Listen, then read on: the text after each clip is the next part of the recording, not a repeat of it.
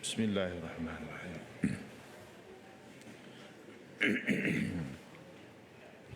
Assalamualaikum warahmatullahi wabarakatuh.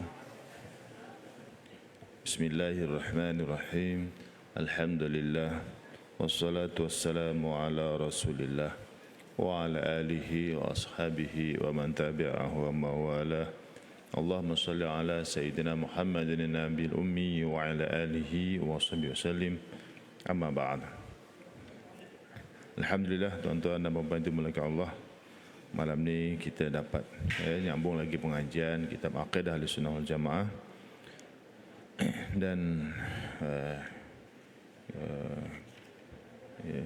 kita masih berada pada fasal yang keempat yang membicarakan akidah yang sahih. Qala mu'allif rahimahullah ta'ala wa nafa'ana bihi wa bi'ulumihi fid daraini amin. Bismillahirrahmanirrahim. Qala mu'allif, firman Allah Ta'ala yang tersebut. Firman Allah Ta'ala yang tersebut itu merujuk kepada ayat-ayat Quran yang sebelum inilah. Ya, yang pertama tu walaqad ba'athna fi kulli ummatin rasula an i'budullaha wajtanibut taghut, ya, dan juga ayat-ayat seterusnya. Itu semua itu suatu amalan. Dia menjelaskan, ya, ayat tersebut itu menjelaskan suatu amalan dan peribadatan yang diterima oleh Allah Ta'ala ialah peribadatan yang dilakukan oleh seseorang hamba itu hanya semata-mata kerana Allah Ta'ala yang Maha Esa sahaja, bukan kerana lainnya. Ya, sembahyang itu ibadat, perintah Allah Ta'ala dikerjakan, dilaksanakan, didirikan kerana Allah semata-mata. Ya, begitu juga ibadah-ibadah yang lain, puasa, ya, zakat, haji, semata-mata kerana Allah. Bukan sembahyang kerana, ya, ada pemilihan supaya terpilih maka dia pun sembahyang. Ya, sembahyangnya mungkin menghadap kiblat, ya betul. Menghadap kiblat, ya berjamaah, ya betul. Tapi kalau tujuannya itu bukan kerana Allah semata-mata, ya, tetapi semata-mata dunia, untuk nak dapatkan tercalon itu ya sudah tersasar. Ibadahnya itu bukan kerana Allah. Haji pun begitu. Ya, haji sepatutnya dikerjakan kerana Allah Subhanahu wa Ta'ala, ibadah untuk mendapatkan keridhaan Allah Ta'ala, mendapatkan ganjaran di sisi Allah Subhanahu wa Ta'ala. Ya, tapi tujuannya lain pula, supaya orang panggil haji. Dah pencen orang tak panggil haji, tak hebatlah. Ya, jadi pergilah haji supaya balik kurang-kurang pun panggilannya haji. Jadi bolehlah duduk medang dengan para haji-haji dan ustaz. Jadi kalau tujuannya itu, maka ibadahnya zahirnya ia mengerjakan haji, tetapi ia tidak diterima oleh Allah Subhanahu wa Ta'ala kerana niatnya tadi itu tidak bersih semata-mata kerana Allah. Jadi kiaskanlah juga pada amal-amal ibadah yang lain, ya, zakat, ya, puasa. Supaya apa? Supaya ibadah kita yang kita kerjakan itu sementara kita kat dunia ni yang tak lama ni, betul-betul semua itu diterima Allah Subhanahu wa Ta'ala. Malanglah bagi kita hidup tak lama, amal pun tak banyak, pula tu amal yang kita kerjakan itu ada aja tujuannya selain daripada Allah. Wah, ya, berdosa lagi. Contoh riak kan, tadi tu riak lah kan. Amal-amal ibadah yang bukan kerana Allah, amal-amal ibadah yang dikerjakan untuk perhatian orang, itu termasuk dalam kategori riak. Riak ini, pertama, ibadah yang dikerjakan tu tak dapat pahala dah. Yang kedua, dia berdosa. Dengan riak tadi itu dia berdosa. Riak itu berdosa. Jadi sia-sia. Nanti di padang mahsyar minta, ya Allah, mana ibadahku, mana solatku, mana sedekah aku, mana zakat aku, mana hajiku. Allah perintahkan, kau pergilah kepada orang yang kau keranakan ibadah itu. Kau pergilah jumpa orang yang kau keranakan ibadah engkau itu. Kerana siapa? Kerana si fulan. Pergi jumpa si fulan sana, ambil pahala, minta pahala kat dia. Adakah dapat? Pasti tidak dapat. Kerana tidak ada yang boleh memberi pahala melainkan hanyalah Allah Subhanahu wa taala semata-mata. Maka ketika itu barulah tersedar, barulah menyesal. Tapi menyesal di waktu itu yang adalah penyesalan yang tidak bermakna, penyesalan yang sia-sia. Sekalipun menangis air mata darah, merayu merintih, ya Allah maafkan aku, ampunkan aku dulu jahil, aku dulu jahat, aku dulu tak tahu. Baru tahu dulu masa kat dunia tak ada ke ustaz bagi tahu, tak ada ke kawan-kawan yang soleh itu bagi tahu, tak ada ke ulama-ulama tak bagi tahu, kan dekat Facebook, dekat YouTube, dekat TikTok, kan kau tengok juga kan TikTok, tapi kau tak tengok kan sarahan-sarahan ustaz-ustaz, ulama-ulama, nasihat-nasihat ulama kau tak tengok kan, kau scroll aja. Yang kau tengok yang pelik-pelik, yang kau tengok yang lain-lain kan. Apa hujah kita? Besok di sana semua dipaparkan semua. Semua besok di atas sana ditunjukkan semua. Baru kita tahu kat dunia boleh nyuruh-nyuruh, kat sana tak boleh nak suruh-suruh, semua didedahkan oleh Allah Ta'ala. Jadi tak ada alasan lah kat sana, tak tahu alasan kat sana mesti Allah aku jahil dulu. Tak ada alasan, sebab ada saluran-saluran itu untuk mendapatkan ilmu. Waktu yang lapang, ada waktu walau sedikit antara maghrib dengan isyak kita tak datang kuliah maghrib, sedangkan kita ada kelapangan kan. Di tangan kita ada handphone, kita sambil rehat tunggu-tunggu orang rumah shopping, contoh selesai shopping kan dekat mall ke dekat mall ke, dia tengok kat situ sambil nonton kan, nonton siaran-siaran bermanfaat, ceramah-ceramah, tazkirah-tazkirah ringkas. Itu juga boleh jadikan sumber ilmu. Sepatutnya kita tak ada alasan, memang tak ada alasan. Saluran apa yang tak ada, nasihat-nasihat ulama ataupun agama masuk, tak ada, semua ada dah. YouTube, Facebook, TikTok, Instagram dan sebagainya, semua dah ada dah. Memang kat sana besok tak ada alasan lah nak kata tak sempat ya Allah, nak kata aku dulu jahil, tak. Maka alasan itu tak diterima. Jadi bahayanya kalau kita tak mengaji sehingga amal yang kita kerjakan kita tak tahu. Rupa-rupanya selama ni kita riak. Jadi tak diterima oleh Allah. Dan peribadatan mereka itu mana tadi? Kerana Allah SWT yang Maha Esa. Itu tadi. Jadi amalan tadi hanyalah semata-mata kerana Allah Taala yang Maha Esa.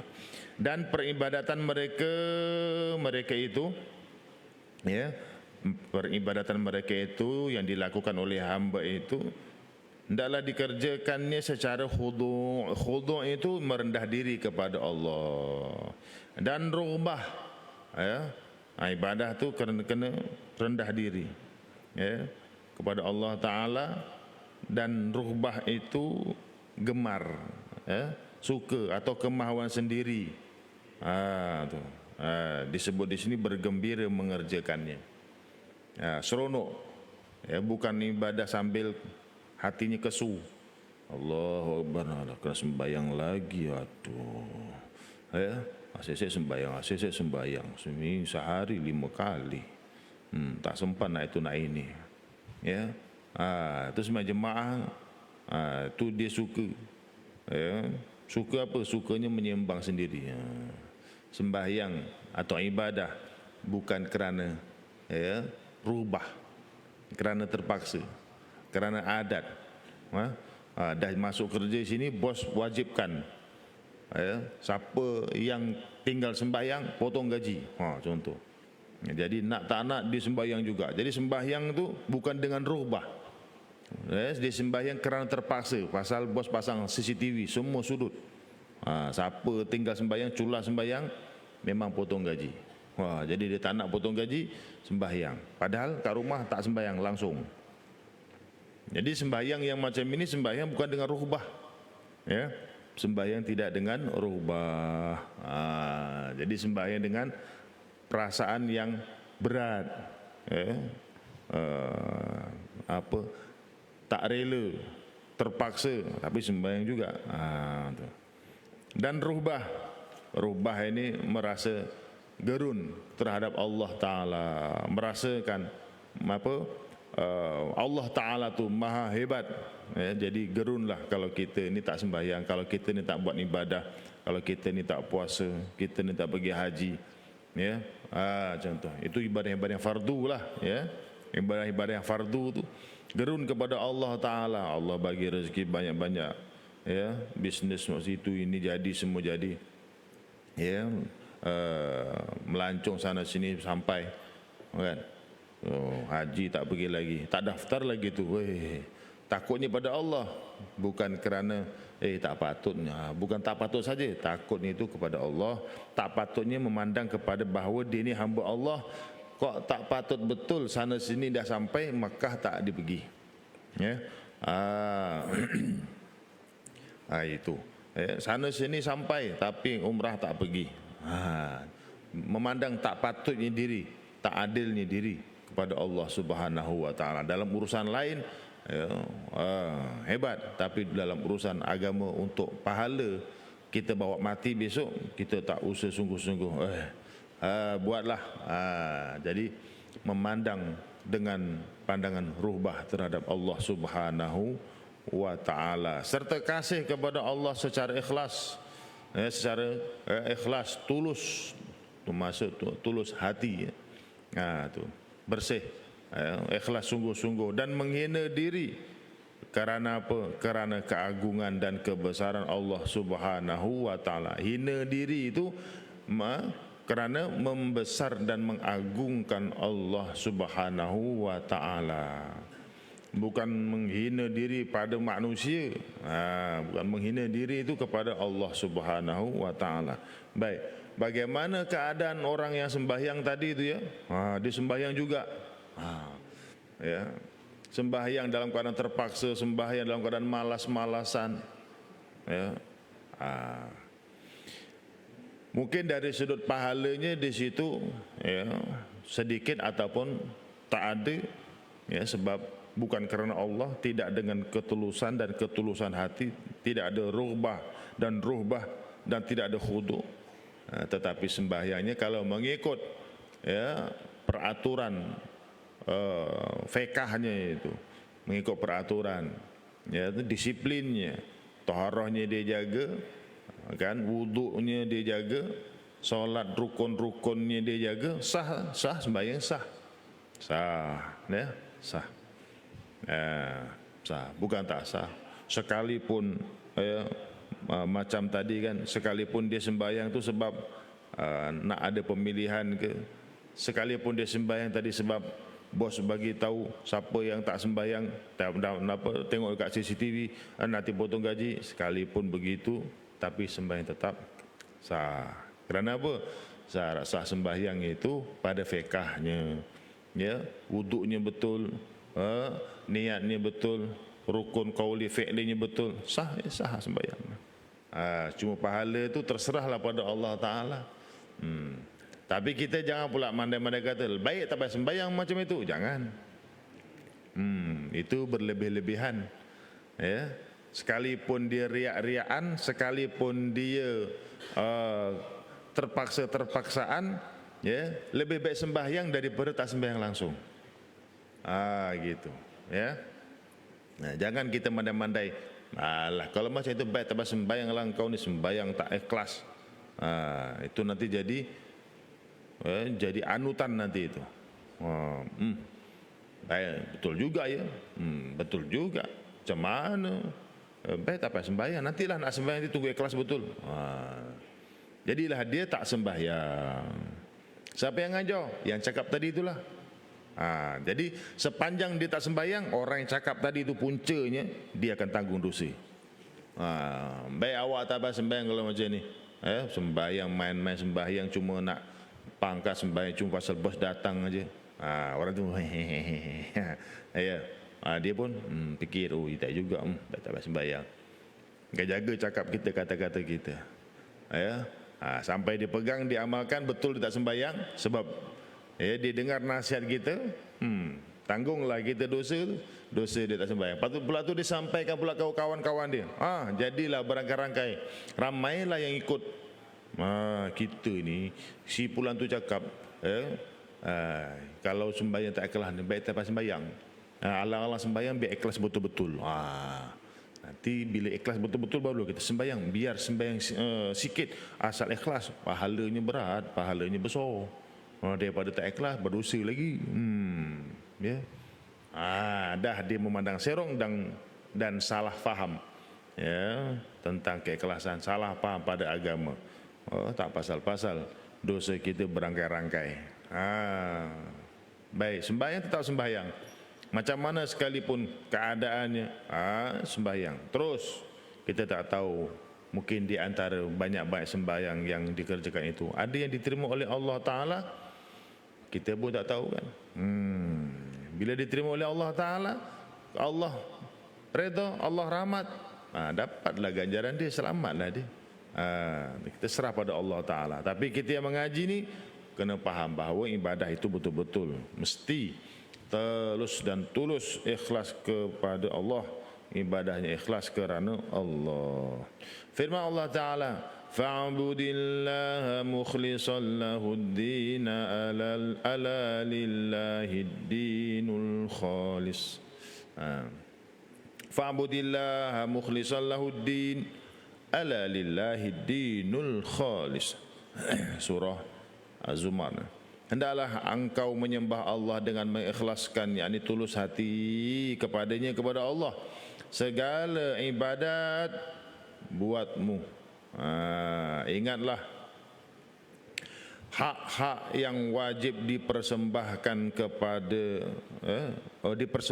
kepada Allah ialah segala ibadat dan bawaan yang suci, bersih dari segala rupa syirik, dari segala rupa penyentuhan daripada Allah Ta'ala. Jadi ibadah yang betul-betul diterima solid adalah ibadah yang tidak ada unsur-unsur penyentuhan, sama ada syirik khafi ataupun syirik jali. Syirik khafi ni tadi riak, mana ibadah kalau dalam hati tu ada unsur-unsur riak, Allah tak terima dah ibadah tu.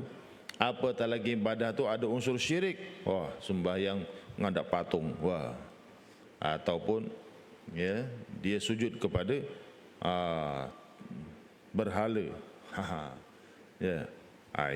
itu langsung terkeluar daripada akidah dan agama Islam itu, terkeluar jadi murtad itu, sekalipun berlakon kan.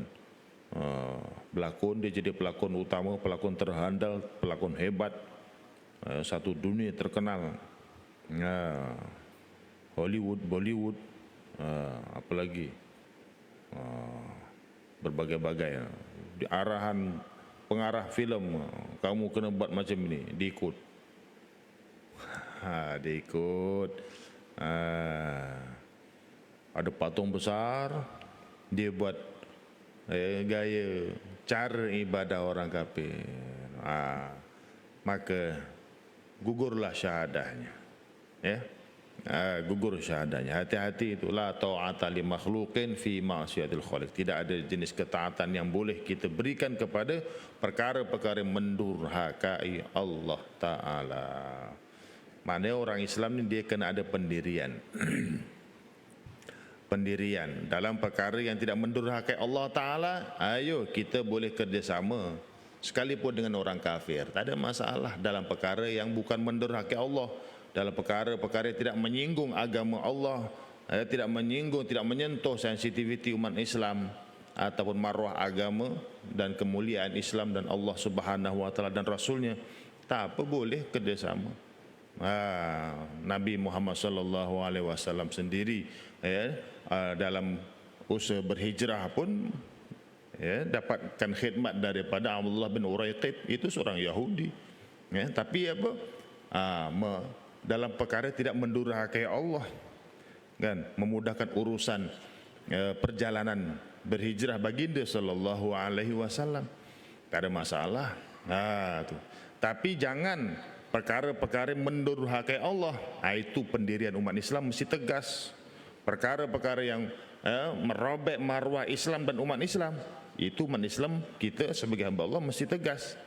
Ya, tak boleh alah tak apalah. Itu jiwa pondan itu. Itu jiwa pondan dalam perkara-perkara yang mencemarkan agama Allah, mencemarkan maruah agama Islam, menghina Allah dan Rasulnya, merendah-rendahkan maruah umat Islam. Itu setakat itulah batasnya. Kalau bersahabat, setakat itulah sahabat. Kita bersahabat. Dalam ini tak ada. Ya, aku orang Islam, kami orang Islam tetap berpendirian sedemikian. Ya, berkata lakum dinukum waliyadin.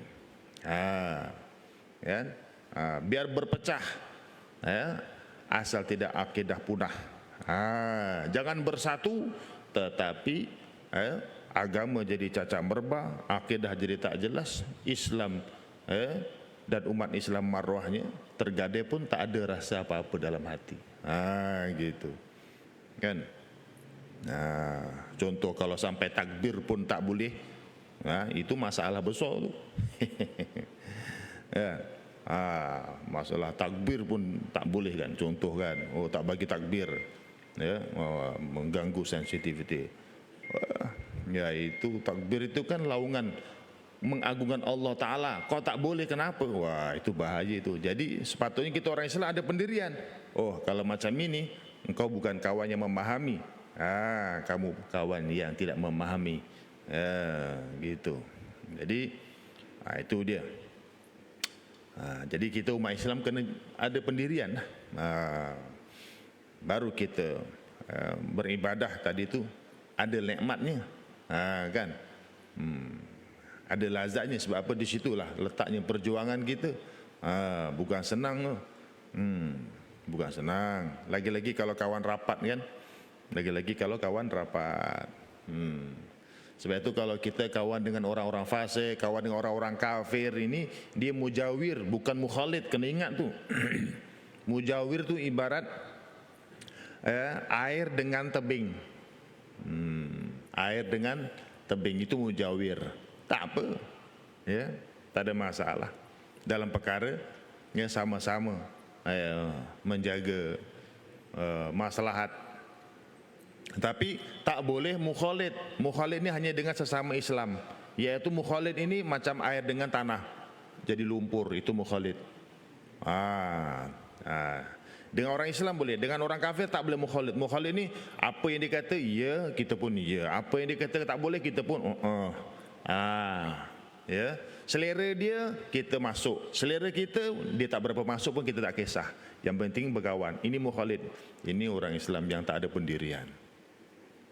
Ini ya, bahaya orang macam ini. Ya, akidahnya boleh dibeli. Tindakan itu mencemarkan dan merendah-rendahkan maruah umat Islam. Gitu. Jadi panduannya kalau dengan orang kafir mujawir, bila-bila masa kita boleh, ya, jauh. Kita ada, ya, hak dan kita ada kekuatan dan pendirian yang tegas. Gitu. Firman Allah Ta'ala berikutnya, wa qadha rabbuka alla ta'budu illa iyyah. Surah Al-Isra. Dan Tuhanmu telah perintahkan supaya engkau tidak menyembah melainkan kepadanya semata-mata. Baik. Yang ketiga firman Allah Ta'ala, fad'ullaha mukhlishina lahud-din walau karihal kafirun. Maka sembahlah kamu akan Allah Ta'ala dengan mengikhlaskan, yakni tulus hati, bersih ibadah itu kepadanya, kepada Allah semata-mata. Ya, maknanya tidak ada unsur-unsur syirik-syirik tadi, khafi tak ada, riak tak ada. Sekalipun orang-orang kafir tidak menyukai amalan kamu yang demikian, sekalipun orang kafir tak suka, kan? Ini pendirian yang Allah ajar. Kepada umat Islam ini kena begitu.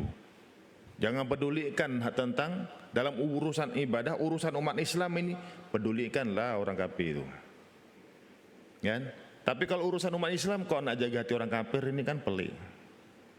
Urusan orang Islam, perkara hak orang Islam, ya. Tapi kok nak tunggu apa kata orang kafir? Boleh tak boleh? Kan? Wah, ini masalah ini. Ini musibah ini. Walau karihal kafirun, sekalipun orang-orang kafir membenci, walaupun sekalipun orang kafir ini tak suka, terserah dah. Kan? Ya, ini lebih-lebih lagi besok nanti urusan agama Islam. Kalau sampai urusan agama Islam pun masih nak rujuk melihat pandangan orang-orang bukan Islam, orang-orang kafir, ya, wah ini masalah, bahaya, ya.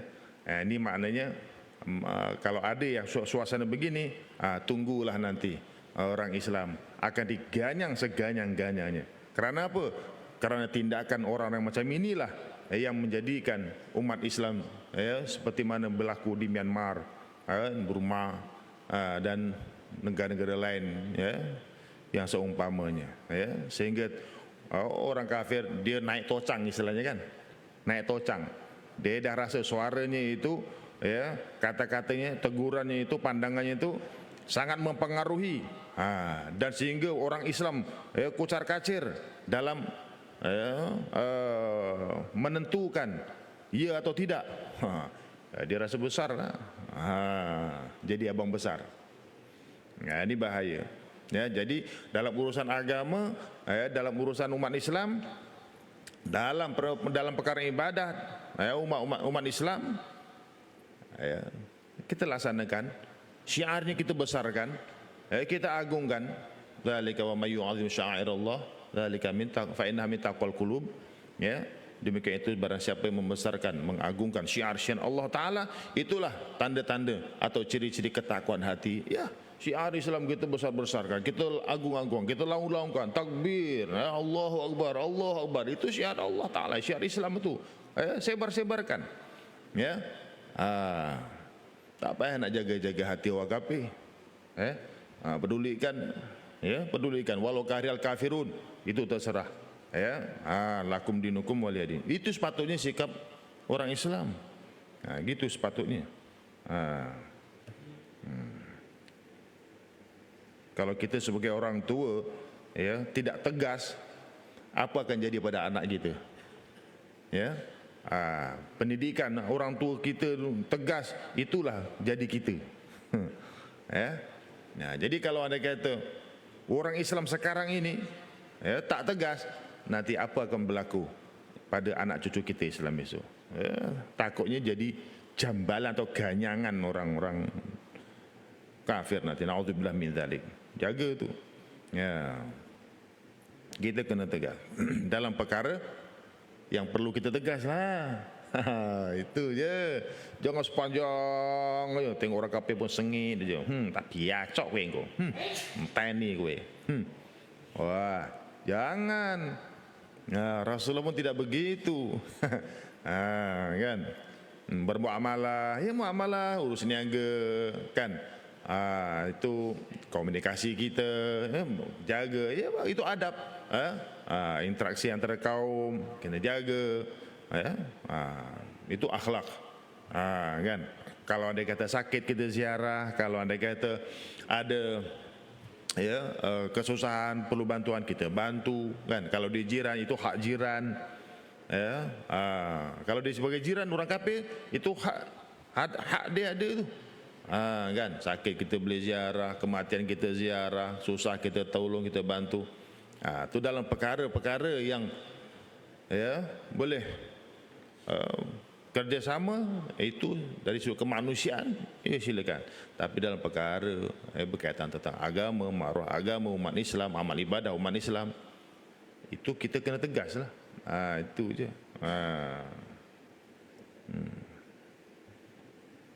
Jangan biarkan mereka mengganggu atau merusui, samalah tu. Hadis Rasulullah sallallahu alaihi wasallam yang diriwayatkan daripada Muadz radhiyallahu anhu.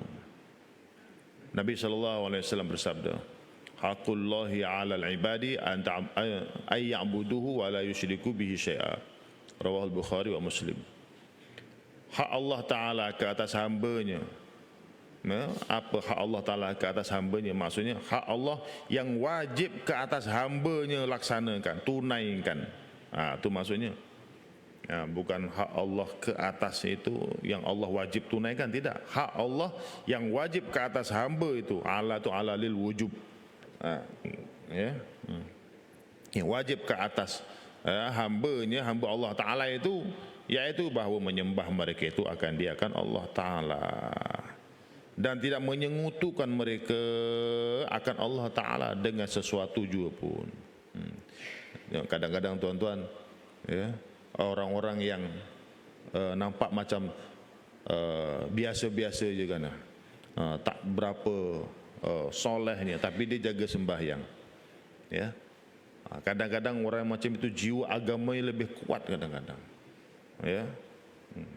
Atau ada juga yang tak sembahyang, tapi dia cinta agama, cinta Islam, jaganya itu kuat. Kuatnya apa?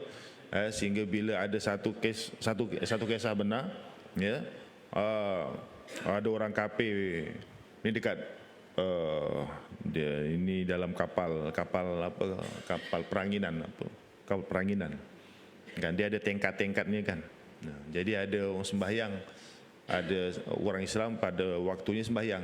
Jadi ada seorang ni dia tak sembahyang, jadi duduk lepak-lepak lah dengan orang kafir ke apa kan. Sembang, orang kafir cakap apalah sembahyang, dia pertikai persoal tentang sembahyang, amalan orang Islam, dia sound, you jangan cakap macam itu, apalah dia bising-bising, dia tumbuk diel geblak terus. Itu orang Jawa ngantem macam itu, diel geblak terus dah. Jadi kecoh, kudu ada kiai kat situ. Diredakanlah. Kenapa? Dia ejek-ejek orang sembahyang. Kat mana? Lah masa tu kau kat mana? Aku kat situ. Sembahyang tak? Aku tak sembahyang. Dia tak sembahyang, tapi tengok, di situ masih ada imannya tuan-tuan. Tak boleh dengar orang kafir hina atau persoal tentang ibadah orang Islam, terus dijuotos karo dia, diel. Main-main tuan-tuan. Jadi kadang-kadang perlu juga orang-orang macam itu. Kadang-kadang lah, bagi pengajaran. Dan kita tak tahu kadang-kadang orang-orang macam ini yang bela-bela kiai, totok guru, kan? Yang orang soleh-soleh ini kadang-kadang kita malu-malu, takut-takut. Orang macam ini brutal aja dia. Jadi jenis-jenis yang kasar-kasar ni kadang-kadang dia sembahyang tak sembahyang. Kalaupun mungkin sembahyang pun jarang-jarang atau kadang-kadang. Tapi cinta dengan agama dia, cinta dengan Rasul, kadang lain macam, kalah kita, kan? Jadi itulah hikmah kuasa Allah SWT, menguji kita, cipta manusia ni lain-lain. Jadi kita ni macam itu ya Allah Ta'ala jadikan makhluk ni, ada hikmah yang masing-masing. Oleh sebab itu, kalau kita melihat orang tak berapa soleh, janganlah kita kata alah itu tak ada masa depan, atau kita rasa kok tak jadi macam aku ni kenapa ya, kok tak jadi macam itu ke, buang masa. Kita tak tahu rahsia Allah Ta'ala. Kita ajak sembahyang, kita ajak buat baik, tapi jangan sampai merasa kita baik. Dan jangan melihat orang yang tak baik itu merasakan dia itu tak baik, kan? Sebab mithqala dzarratin, sekalipun ada sebesar zarah iman itu, tetap Allah Ta'ala selamatkan dia daripada api neraka. Sekalipun dia azab, azab, tapi dia tetap ada potensi, peluang untuk masuk syurga Allah. Dan kita pun tak tahu, mungkin nanti dengan tindakannya tadi itu, yang tegas dia membela tadi, mungkin Allah simpati, kita tak tahu, Allah rahmati dia, Allah berikan dia jalan hidayah dan terus dia jadi orang yang baik dan jadi orang soleh, jadi pembela agama seperti mana Sayyidina Umar radhiyallahu anhu yang asalnya hampir-hampir membunuh Rasulullah sallallahu alaihi wasallam, adik perempuan dikewaplak peleng, ya, ditampar, gitu Pasal apa? Pasal tak nak bagi ayat, ya, mushaf atau Quran, ya. Akhirnya apa? Akhirnya temu hidayah, dapat hidayah Allah Ta'ala, ya. Tengok bila jadi orang Islam, gerun orang kafir semua, kan? Gerun orang-orang kafir musyrik. Ini sudah Umar masuk Islam lah pula. Aduh, panglima tu. Ya, kita tak tahu rahsia Allah SWT. Kadang-kadang pengalaman-pengalaman orang itu, ya, ada hikmah di sebalik itu. Yang mungkin yang dulu yang brutal, yang dulu yang suam sing geledekan biacingan tengi, ya, di hujungnya jadi orang soleh, ya, jadi kiai, ya, jadi alim ulama. Kita tak tahu. Itu semua kuasa Allah Subhanahu Wa Taala. Ya, yang penting kita jangan merasa soleh dan kita jangan pula merasa orang lain tu tak bagus, tak betul. Kita berusaha ke arah soleh. Yang salah kita betulkan. Ya, yang betul kita sama-sama, ya, bantu. Itulah. Barulah kita tenang, hidup ni santai. Gitu. Doakan aja. Tengok ada orang, ya, tengok orang ni biacingan. Ya Allah, paringi mudah-mudahan dapat hidayah tu, ya Allah. Besok kalau dia dapat hidayah tu, jadi pembela agama itu. Kita gitu je, sangka baik. Jangan pula itu mati kodok, mati kata. Cakap pula dengan itu, jangan ikut macam itu, tak betul itu. Ya, benda yang tak betul tu tak betul. Tapi jangan sampai bercakap seolah-olah, ya, su'ul khotimah. Penghujungnya hanya Allah yang tahu, kan? Dekat kat mana, kat Malaysia kan baru ni, tahun lepas ke apa, seorang perempuan ya, non Muslim, orang Cina kan, Cina. Ketika nak meninggal itu, dia minta siapa doktornya kan, ajarkan syahadah. Ajarkan syahadah. Bila diajarkan ikut pula tu, lepas tu tak lama meninggal. Macam tuan-tuan. Allah Maha Kuasa tuan-tuan. Seumur hidup dengan kekafiran, seumur hidup dengan kemusyrikan, di penghujungnya mengucap syahadah. Maka akhiru kalamihi la ilaha illallah dakhala jannah. Siapa yang akhir kalimahnya itu la ilaha illallah, masuk surga kata Nabi. Ya? Akhirnya la ilaha illallah, mengucap dia syahadah. Lepas tu tak lama tu meninggal. Masya Allah. Untungnya dia bersih, mengucap 2 kalimah syahadah aja. Ya Allah. Allah terima pengislamannya. Segala kekafiran terhapus, bersih, clear.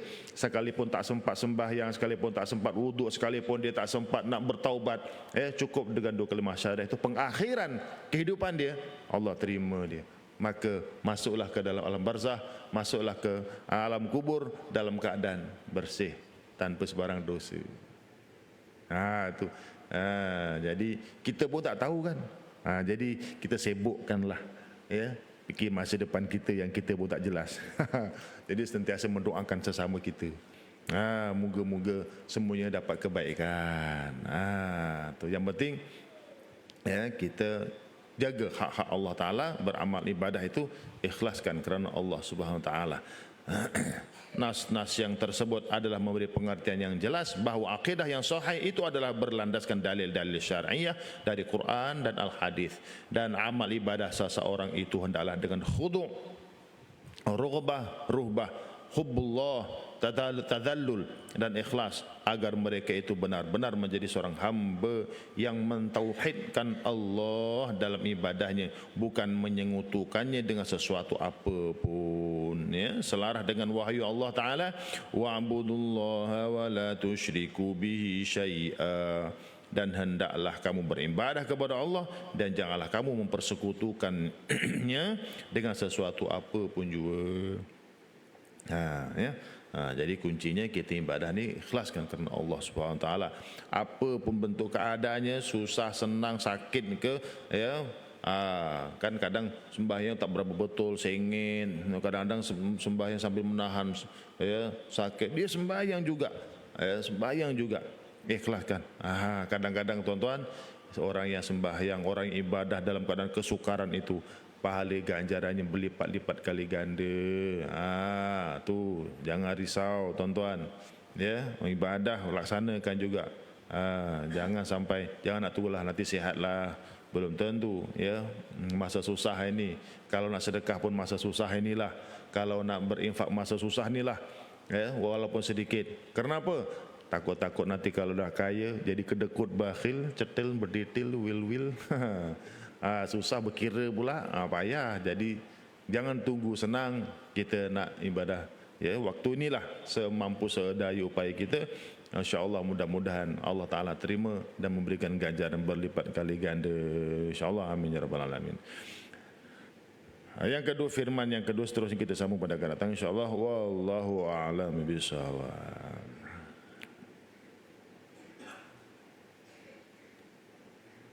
Bismillahirrahmanirrahim. Alhamdulillah wassalatu wassalamu ala Rasulillah wa ala alihi washabihi ajma'in.